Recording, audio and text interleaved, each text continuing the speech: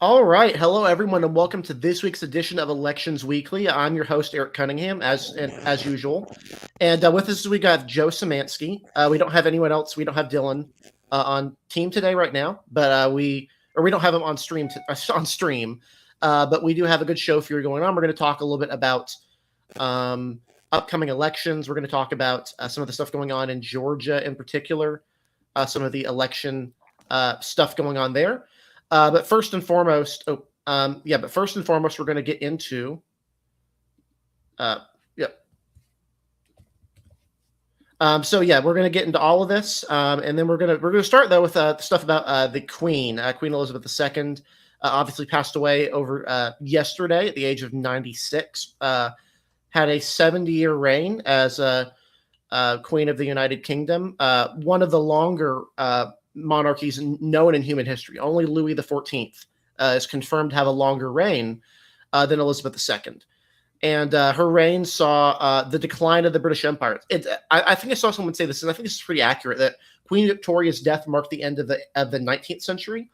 Queen Elizabeth II's death marks the end of the 20th century. She's in many ways one of those last key figurehead people who was there from World War II all the way on to the present day. There's not many of these people left, and there's not many who have this real sort of soft influence and power that you do in that position. Obviously, most of us know her as the United Kingdom's figurehead. There's 14 other countries that share a monarchy with the UK, and the whole of the Commonwealth realm, an organization of dozens and dozens of former colonies and some not colonies of the United Kingdom, in which the monarch of the UK is the head of that. Obviously, there's been a tumultuous week for UK politics. You had a new prime minister in Liz Truss. 2 days later, you have the Queen dying. You have a new king, of course, immediately after because the monarchy continues. But I guess before we get into kind of some of the ramifications of this, let's just talk a little bit, I guess, about some of the key events over Elizabeth II's reign. It's truly one of the more accomplished, even though like most people know, the monarchy in the UK is certainly more of a figurehead role at this point, like most monarchies in Europe, very much of a figurehead, it has a constitutional role in the order. But generally speaking, in terms of political power, almost all of the influence of the monarch lies in soft power and in terms of preserving and upholding traditions. So what we say probably would be the big takeaway from all this, and just the big takeaway of her tenure. This is obviously a new era for the United Kingdom. And for, I guess, the world, because in many ways she's kind of if you think of a constitutional monarch, you're probably thinking of Elizabeth II. Yeah, for sure. Certainly a heck of a week here, not just in American politics, but in worldwide politics. A lot of other things happening under the radar as the world kind of stopped. Mm-hmm. Obviously, with Elizabeth II's passing on Wednesday. Excuse me, that was Thursday, I guess. Excuse me, that was Thursday. That she passed, but obviously it seemed as from what reports were planning, seemed to be in step by Wednesday evening British time. Apparently, family was let known around Wednesday.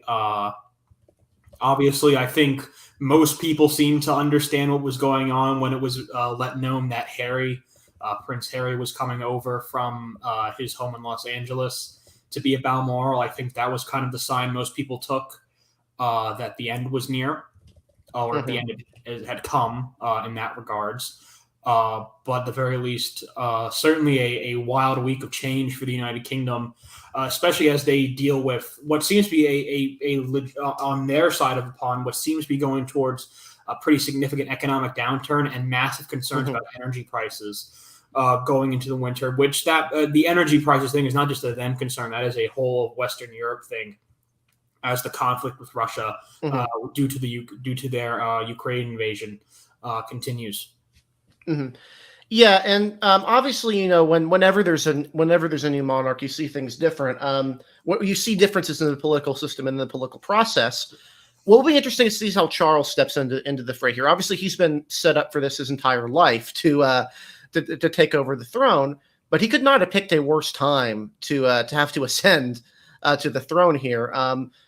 Again, the value of a constitutional monarch in a constitutional monarchy lies in stability and lies in presenting a singular figure who's unifying to some degree.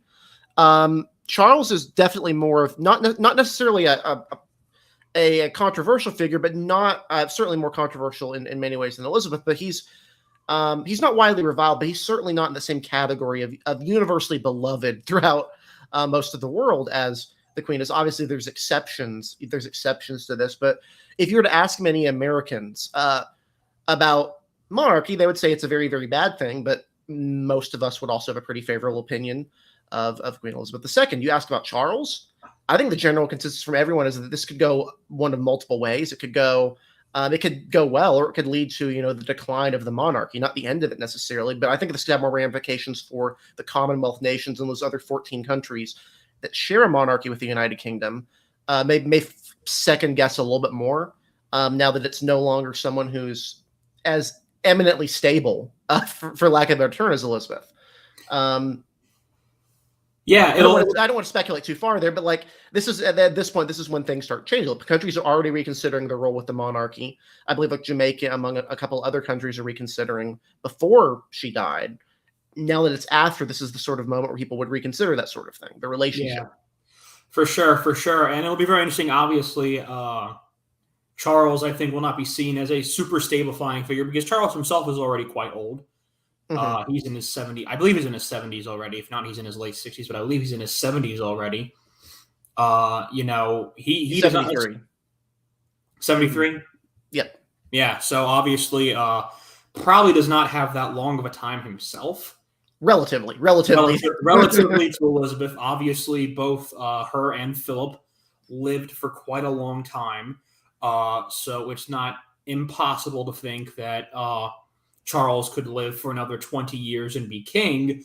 But the fact is, if he doesn't, that is when we could see some stability, in theory, of return to the monarchy. Obviously, then would go to William, who at that point, I believe we would probably expect, unless Charles has some massive health crisis in the next couple of years, would be in his mid to late 50s if it's a quick reign for Charles. In that regard, then you would, in theory, have somewhat of a stabilizing presence. William is probably considered looked upon more favorably by people than I would say Charles certainly is. It will be very interesting to see what happens here. I know there were many, I think, rumors, or at least the idea that Charles could pass on the throne and just give it to William automatically. I doubt that's happening, but obviously we are very much in the early days of this here, and it'll be very interesting to see kind of how Charles deals with now this pressure on him as the king and as kind of the head of this figurehead monarchy. And I do want to point out, though, the monarchy, while it really does not have much power anymore, it does actually bring a significant tourism boost, I think one would say, to the United Kingdom, especially England. Living castles. You have castles that people actually live in. That's a major selling point. Yeah, and the castles as a tourist point as well. I was lucky enough to be in in England when the family was away from Buckingham Palace, so that meant that Buckingham Palace is open to tourists. That, as you would expect, that brings in quite a lot of money in terms to the United Kingdom as a whole. So. I think people's idea that this is going to end the monarchy in England, I think that's a pretty wrong. I think that probably be a pretty false idea. I would say it's remarkable. I would actually go even further and say it's remarkably silly because when we're saying he's more polarizing than Queen Elizabeth, if you look at like a YouGov poll, like 2021, YouGov's a pretty good pollster in the UK. They had Elizabeth's approval ratings at 83%. That's really, really good. They had William's approval rating at 80%. Charles's is at 60%. Is that bad? No. That's still more polarizing, though, than someone before. This is a point where he has an opportunity to create his own image and create his own tenure. Really, the most controversial thing about him is his wife. His wife has marginally favorable approvals, 45 to 42, Camilla, for obvious reasons there. But this is in the United Kingdom. We don't know what it is, for example, in, say, Canada or in Australia or in any of the other countries that continue to have this monarchy that's an external monarchy. I don't see Australia leaving. I don't see them leaving. The Republican movement's kind of a little bit tricky in some of those other countries. I would think it'd be more for more former colonial countries, islands likely, that would be willing to reconsider that. But so I do want to mention real quick, though, again, constitutional monarchy is very different from an actual like a raw monarchy. In the United Kingdom, the sovereign, or the king in this case, has a lot of soft power, and in theory has a lot of power on paper. But because of tradition, because of tradition, I think the term that Queen Elizabeth used when she talked here to Congress was that we have a written constitution, they have tradition and will, is what keeps their political system together. The queen or the king's role in this case is basically as a figurehead. It's to assent to bills. It's to do charity work. It's to do all sorts of this other stuff that is unrelated to the day-to-day role of governing. The most political you could possibly get is having to decide in favor of, if there's a contested parliament, if like the potential scenario of Boris Johnson not wanting to step down, but Parliament telling him to step down. That's where someone like the Queen could step in, or the King. Again, though, we'll see over the next couple of years the United Kingdom fully transition their current seat to have Charles III's face on it, among other things, to really switch over to this. But this does give him an opportunity to put his own, after decades and decades, longer than anyone probably thought. After decades of waiting. Yeah, after literally, he's 73 right now. Literally 73 years of waiting.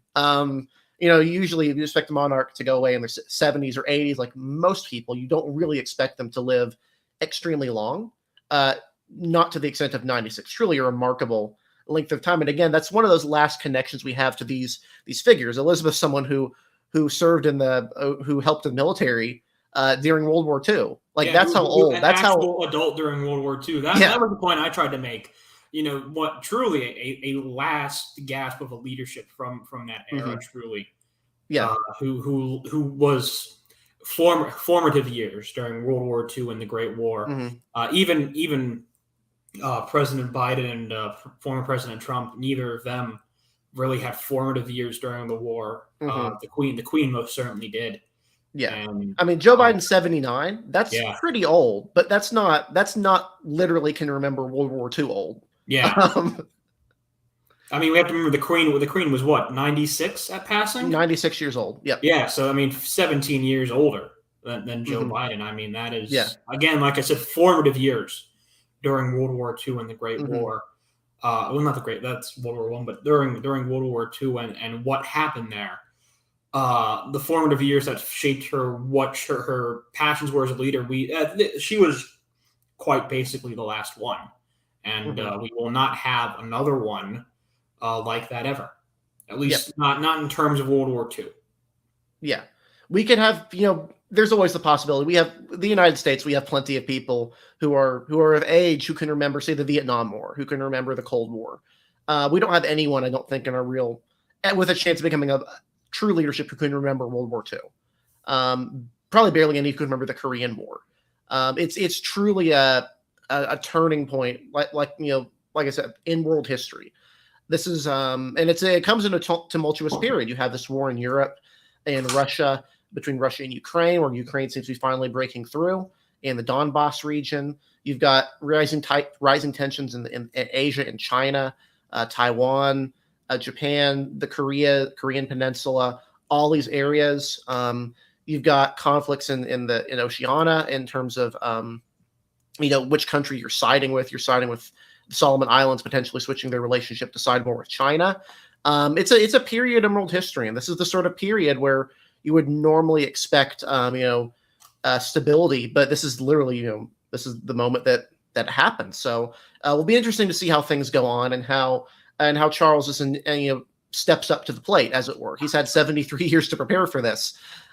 So the one thing you can't live for is to say he's prepared. I would almost certainly bet he's prepared to take on this role. The question is whether or not he can handle it with the grace and dignity and impartiality that Elizabeth pulled over her entire 70 years as queen. But now we're going to shift back to American politics here. We do have some interesting stuff to go over. I think we're going to lead off here with Georgia, which has really become kind of the surprise of, I think, the cycle in a lot of ways. People focus, on Georgia, on Ohio, or on Arizona, places where Republicans have bad nominees. Georgia Republicans have really stepped up to the plate in terms of presenting themselves a ticket that seems to be doing pretty well. There's an article that came out earlier this week, I should say, on the troubles the Stacey Abrams for governor campaign is facing. Stacey Abrams famously lost in 2018, refused to concede, and has spent the last 4 years variously declaring that she has won. had actually won the election, positioning herself as a national figure, as a potential VP candidate, raising a ton of money, registering voters. All this stuff, though, seems to have not translated into a polling advantage. Most polls place Kemp with a substantial lead over Abrams as far as Georgia goes, 5 to 8 points, 5 to 10 points, which is not a numerically large total. But for Georgia, a very polarized state where Republicans pre-Trump were probably winning routinely in that 8-point range, that's more of a reversion to what you would expect from a Georgia election than you would expect from someone who almost won in 2018, a state that flipped from Trump to Biden. This moved substantially to the left. You've seen counties like Cobb County, Gwinnett County shift to the Democratic column firmly. Counties like Forsyth County shifting to be more competitive. Fayette County is another one. So we've had this race at likely Republican for a while. We're not prepared to move the Senate race yet, but what we really want to talk about is the momentum in the Senate race seems to have swung firmly towards the Herschel Walker camp. Again, we have this race at a toss-up. For months, it had been generally shown that Raphael Warnock was leading, was not leading necessarily Walker, but was doing much better against him than Stacey Abrams was doing against Brian Kemp, which was to be expected. We don't expect Senate races and gubernatorial races to match exactly. This is known to happen all the time. Arizona, Doug Ducey won easily in 2018, and yet Democrats flipped that Senate race. We had Alaska in 2014. Republicans flipped the Senate race, but an independent flipped the gubernatorial race. We don't expect gubernatorial races and Senate races to mirror themselves so much. But what we were surprised to see was Warnock pulling relatively well. In recent weeks, the polls have seemed to shift a little bit. There's only been 3 of them, and one of them is Trafalgar, who is notoriously unreliable when it comes to polling. However, these polls have shown Walker pulling ahead of Warnock to some capacity. Again, we still have this as a toss-up. I think the Real Clear Politics average has shifted back to have Walker ahead. And probably the most notable thing I would say, I mentioned, is the choice of who goes negative early. I've been saying this whole cycle, spreading the alarm. This will be one of the most negative Senate races in the country, and this has not turned out to be the case yet. That is coming right now. Because right off the bat, Raphael Warnock's campaign chose to go after allegations against Herschel Walker, spousal abuse allegations. These are somewhat controversial due to Walker's known struggles with dissociative identity disorder, other mental illness. There's a reason you'd be reluctant to bring these things up in a campaign ad. Warnock chose to go negative first, and then Walker preempted him with an ad going after Warnock's own tumultuous relationships. I've been of the frame of mind in this race that whoever goes negative first is kind of tipping off that things are not going the way they expected. And the fact that Warnock chose to pivot to that approach, I think says a lot about where this race is trending and how it's looking more on the ground. What do you think about this, Joe? I know obviously we're keeping this at a toss-up for the foreseeable future because this is a very competitive Senate race.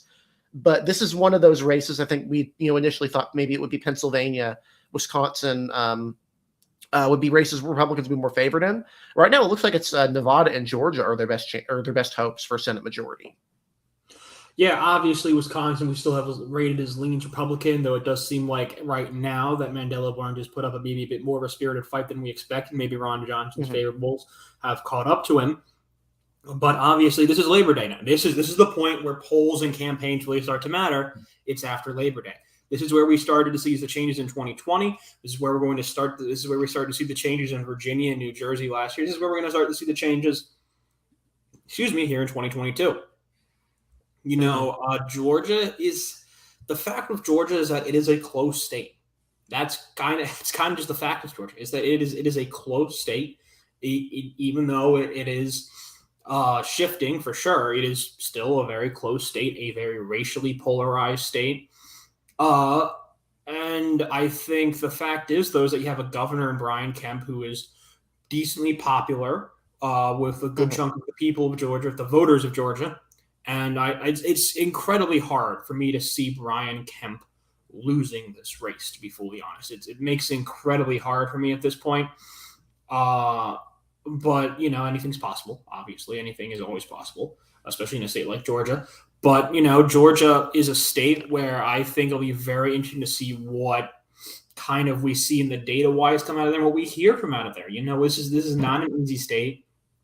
We don't know if Raphael Warnock will get his moment up on stage against Herschel Walker, if Walker will go up there on stage with him. If that doesn't happen, well, then, I don't think it should happen. I think Walker should debate Warnock, as I think everyone should debate anyone in these debates. That's quite honestly there. But, it'll be very interesting to kind of see what goes right now. And right now, there does seem to be, at least in these last couple of polls, we only have polls from about in these last 2 months, from August and now early September, all those polls showed a slight but there Warnock lead. The question is, can he get to 50%? That's the thing with Walker. Can he get to 50%? Or will we see another one of the runoffs a little bit earlier this time? Not until January. I believe they've pushed those dates up now to December, I believe now. So it'll be very interesting to kind of see what happens there. That's for sure. Georgia, we knew was going to be a state to watch. Georgia's been a state to watch for a long, long time now, since 2018. It's going to probably continue to be a state to watch in 2024 as well. But it's just fascinating to see what's going on there. And it'll be really interesting to see if Republicans can pull it out here, because if they do, not only is that the governor's seat for another 4 years, but that's a Senate seat for another 6 years. That might be a bigger deal in the long term. It's a much bigger deal. And again, you will need 50% of the vote to win this race in Georgia. You have to avoid a runoff. I don't say you have to avoid a runoff. If neither candidate gets 50%, this goes to a runoff. Now, this runoff is faster than last time. It's not going to take 2 months or a month and a half. But if you're Raphael Warnock, you don't want to go into a runoff potentially with only, say, 48%, or not 47, 46% of the vote. It's one thing to come back from what John Ossoff did, where he was trailing by, I think, about 1.5%. If this is closer to like a 49-46 race, or even 49.5, 46, that's a little bit of a struggle to come back from. That's avoiding the possibility that Republicans win this thing outright. We went into the cycle pretty bullish on Georgia for Democrats, not necessarily the gubernatorial race, but the Senate race. Georgia is one of those states where Republicans are having some really, really bad demographic headwinds.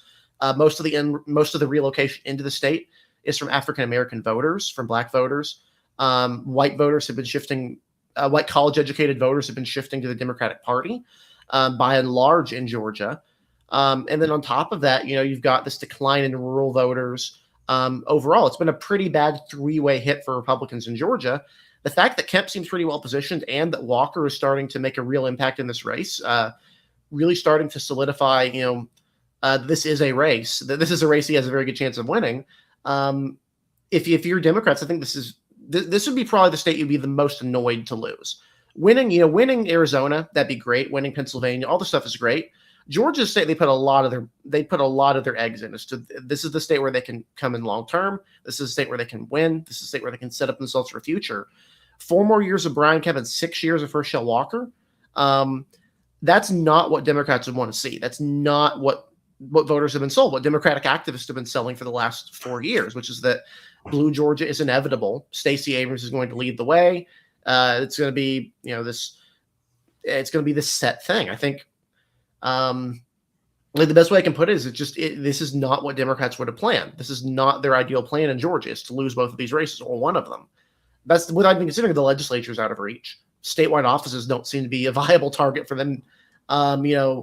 Raffensperger again being the nominee against Bean Yen, who took over Stacey Abrams' House seat. This is someone they really liked. She's going up against Brad Raffensperger. She's not going up against Jody Hice. This is what happens when Republicans nominate pretty decent candidates. This is what happens when parties nominate decent candidates. Is they can do pretty well. Who would have thought? Who would have thought that nominating a good candidate means you have a better chance of winning an election? Wait a second. You're telling me that having someone who can run a competent campaign may actually help you win?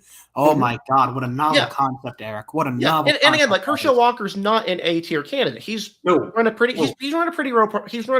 low profile race. But what he's not done is make repeated gaffes that matter about policy. I will point this out too. It helps he didn't have to go through a primary compared to someone like Oz or Masters or Vance. I would say it does help that this was kind of the one candidate that the Trump side and the NRCC side seemed to be united by was Herschel Walker. Whether that pays off or not, I'm still not totally sold on. But the fact that he did not have to go through a primary and run any, or at least he obviously faced some nominal competition, but the fact that he did not go through a competitive primary did a lot of the work there, I think. Mm-hmm. Yeah, and we went into this cycle. We had a pretty good idea that this is the Senate's going to be pretty competitive. It could go any from say probably 40, 54 Republican senators if they really, really get their act together and nominate their best candidates in every state. They could win a maximum, like probably 54 seats. Now it seems more like 52 would be more of a viable target. On the Democratic side, they're basically hoping for 50-50 at this point. I know Democrats are really, really excited about Mandela Barnes. You do you. That we remain very, very skeptical about him. I Wisconsin, I still don't know. I think I'm like that way with Georgia too, but I think with Wisconsin and Georgia, the reason why I think I'm so tepid on both states is that as analysts, we've been stabbed in the back by both of those states so many times over the last 6 years. That it's very hard for us, I think, to kind of go into that with the right mindset. Fool me once, shame on you. Fool me twice, shame on me type thing. Mm-hmm. And that's going to be, I think, kind of the thing to watch with analysts with Georgia and Wisconsin, I think, this year. Yeah. But again, I do want to get back to the Labor Day thing real quick, because this is important. This is where campaigns start to pick up. This is where polling starts to pick up. Up until now, I think, as a couple of examples, the Georgia thing is one of them. Pennsylvania no longer having the ridiculous Fetterman plus 15 polls. That's another indication that it's being taken a little bit more seriously. That was never going to happen. I am sorry. That was never going to happen. Fetterman plus 5 or plus 3 or whatever, that's far more reasonable. That's far closer to what could actually happen than some of the stuff that's been going on. Honestly, Pennsylvania reminds me a lot of North Carolina in 2020, where you saw Cal Cunningham holding a substantial polling lead in plausible polling margins for much of the year. And then the last minute, polls start to shift, scandals start to set in, lack thereof of campaigning starts to really set in for Cal Cunningham, and Tillis wins that race narrowly. I'm not saying that's what's going to happen in Pennsylvania. We still have it as a toss-up. But this is the sort of trajectory we expect more races to go on, where the silly polls start to go away. You start to see less of the silly polls, the unrealistic stuff, and you actually see the state of these races go where they're going to go. I know someone in our comments on Twitch mentioned Oregon. Oregon is one I'm really interested to look at, because polls have continuously shown a very close race. They've shown Betsy Johnson pulling a substantial 20-25% of the vote. Do I think that's going to last into November? Probably not. I'll be surprised if Betsy Johnson wins 20% of the vote. But this is a state where Republicans have run competitive candidates for governor every cycle pretty much since 1998. Democrats have not won more than 51% of the vote in Oregon since 1998. This is one where I will be interested to see how the polls shift. Once you get Labor Day voters, you have more attention. You have more look into these races. North Carolina, again, that's a similar one. That's the Senate. We have that race at likely, I think so likely are. And I think if that's a pretty good rating, we're probably going to hold on for a while, even though polls have indicated a potentially closer race. There's a level of plausibility with polls you have to look at, and a level of the reality of what is politically possible in states, that this makes it difficult to kind of look at some of these stuff and or even, for example, the Trafficker poll, which had a +5 Democratic race in Vermont. That's not happening. I'm sorry. I would eat my shoe if that happens. When we get to Labor Day, you'll have more of these bad polls going away. You'll have more serious attention paid. You'll have more active campaigns. We can actually get a better look at what's actually going on in these races, because elections aren't held today. They're held in 2 months. That's the best way I can put it, is that we're really starting to shift into campaign season here. With the last of the primaries coming up on Tuesday, you have New Hampshire and Rhode Island. We're fully shifting into campaign season. That's what we're fully shifting into, basically. You're going to see that change. You're going to see that difference here. Yeah, I mean, it's that time again, right? And this is a point I've been trying to harp on consistently, is that Labor Day is always the day. It's always after for whatever reason, and we Americans are a creature of habit, that's for sure, is that it's always after Labor Day when this really seems to start to kick up.